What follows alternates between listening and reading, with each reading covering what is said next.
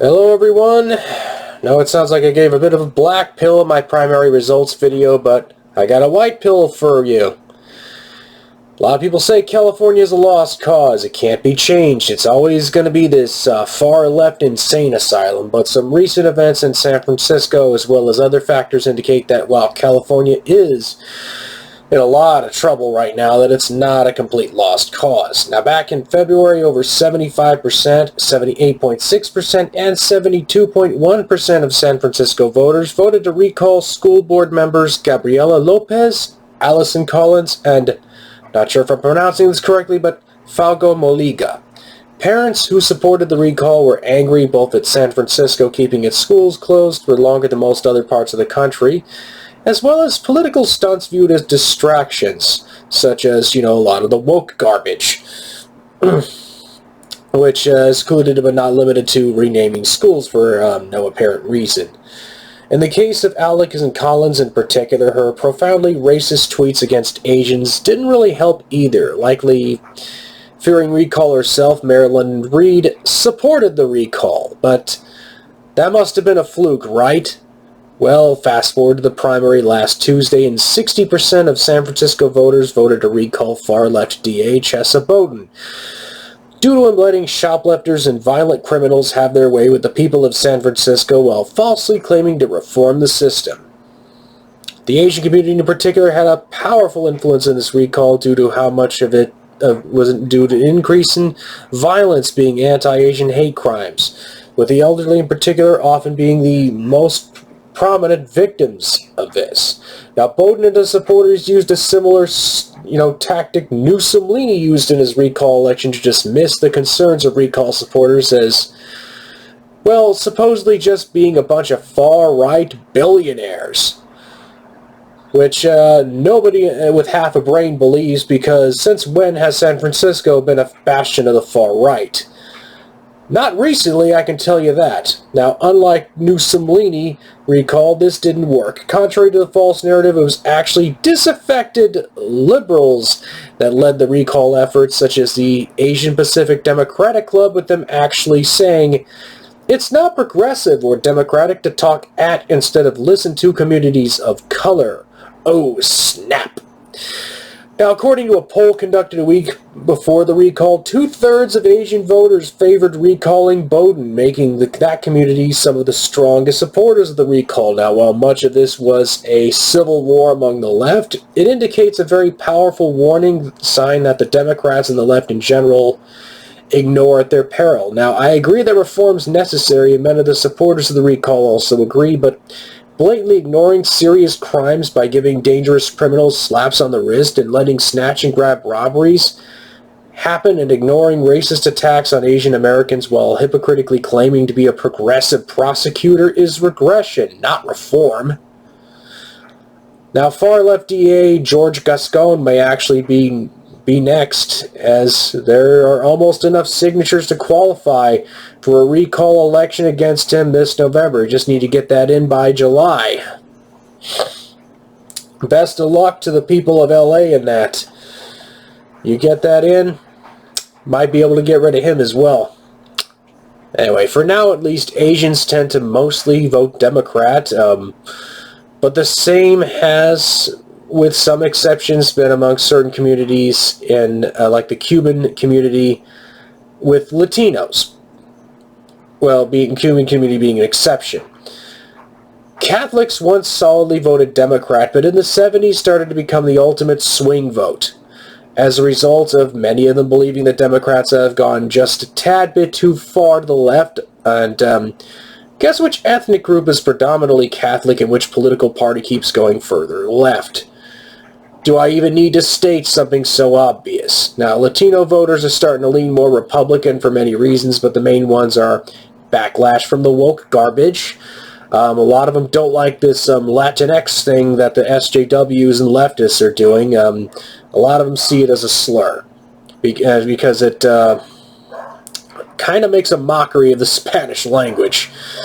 Anger from the lockdowns, which have tended to disproportionately harm the lower class, and fears among some Latino immigrants from countries with socialist governments like Venezuela, of the Democrats essentially pushing socialism, which isn't exactly that far off from the truth considering what the supermajority has been doing in the state legislature. Now, this has led to the formerly deep blue part of Florida, of Miami, to turning red for the first time in decades, in the 2020 election, and South Texas, a blue part of Texas, swinging Republican, and, which has prevented a trend many predicted of Texas becoming a swing state, and also helping make Florida now essentially a former swing state at this point. Now, what does this mean for California? Now, 39% of California's population is Latino, which is a slight plurality, which, with white people taking a close second, representing 35% of the population. Now, this doesn't mean California is going to go full-blown Republican in 2022 or 2024, but it may threaten the supermajority in the California state legislature, and could mean that California may become a swing state in 10 or 15 years. Now, I do caution Republicans and conservatives, however, to remember that simply voting Republican and calling it a day isn't exactly enough. Now, as I pointed out in my campaign videos, most of the candidates in the California primary, including most of the GOP candidates, were either outright terrible or just kind of with gubernatorial nominee Brian Dahl being the worst one of them all. But I thought this was a white pill, some of you are probably thinking, and it still is. But while reasonable optimism is good, complacency is not. The two-party system sucks, but the unconstitutional ballot access laws in most states make it nearly impossible for an independent or third-party candidate to gain much traction. The good news is that it is possible to use the primary process to infiltrate one of the two major parties. Now, this is actually why the January 6th hearings farce is now happening. It's happening because populists, and to a lesser extent, libertarians are gradually displacing the old guard of the Republican Party, and the establishment of both parties is terrified and butthurt about that. But, again, there's more cautions is coming by here, because while the Trump populists are better than the old establishment, in some ways, they're not exactly perfect either. Now, Trump himself, I'm going to use as an example, is partially to blame for the current inflation by starting the disastrous money printing to try and make up for the financial devastation of lockdowns, which earned him criticism from Thomas Massie, which resulted in Trump trying to kick him out of the GOP. Interestingly enough, though, Trump did endorse Thomas Massie's bid for re-election. Of course, I still don't think Trump likes him very much. Of course, I don't think Thomas Massie likes Trump either. While Trump rejected the insanity of the likes of Boudin, he in many cases went a little too far the other way in regard to criminal justice issues by supporting unconstitutional policies such as stop and frisk, and emphasizing the back the blue thing a little harder. And he kind of missed a huge opportunity to push some reform with the George Floyd tragedy. Now, Trump does deserve credit for his Middle East peace deals and had a viable Afghanistan withdrawal plan, but nearly started World War III by assassinating an Iranian general, and some Trump populist candidates have fallen into the Ukraine trap by backing U.S. involvement in that mess. Now, I don't know what Trump's opinion on that matter is. I'm kind of hoping his opinion is to stay out of it. He seemed to have a more reasonable policy regarding Russia when he was president. Of course, we'll see what it is now, and when he runs in 2024. And Trump's also not as pro-2A as you might think. He supported a bump stock ban as president and supports red flag laws, which violate not just the Second Amendment, but also the Fourth Amendment, and good chance they might also violate the Fifth and Sixth Amendments as well, depending on exactly how they're enforced. But now, I'm willing to work with Trump populists on some key issues, as should be clear from my celebratory video of the Mises Caucus taking over the Libertarian Party and my other videos. I'm not exactly one of them. I have more in common with Ron Paul and Thomas Massie, though I suppose I'll discuss more in particulars in a strategy video. Of course, that's going to basically be part 2 of the Mises Caucus video now.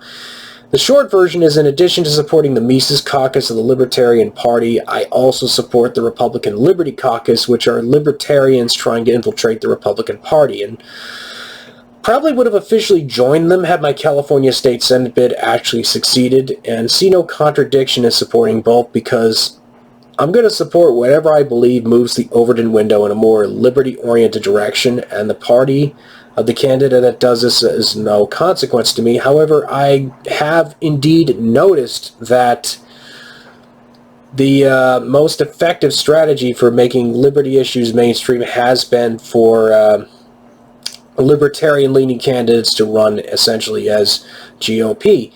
However, you know, there is always a possibility that things could change, and I've always got to be open to considering that. Now, what is of major consequence are ideas and policies, and the ideas and policies of the supermajority in the state legislature are horrible. They are turning what was the greatest state in the country into basically a third world hellhole that increasingly large numbers of people are escaping from. Now, what's also of consequence, of course, that the most populous state in the Union is California, and it has a profound effect on politics and culture on the rest of the country. As both a Californian and an American, I think it'd be in the best interest of most of the country and for liberty and sanity, just even sanity, if California got its act together and started to once again have some good ideas. Now, believe it or not, this is actually possible, but only if we drop the doomsday black-pilled nonsense. Start paying attention to state and local politics, roll up our sleeves, put in the work necessary to turn things around. Now, if even a hellhole like San Francisco can actually have the occasional moment of sanity, then we can once again bring sanity to the state of California at large. But not if we just are all doom and gloom.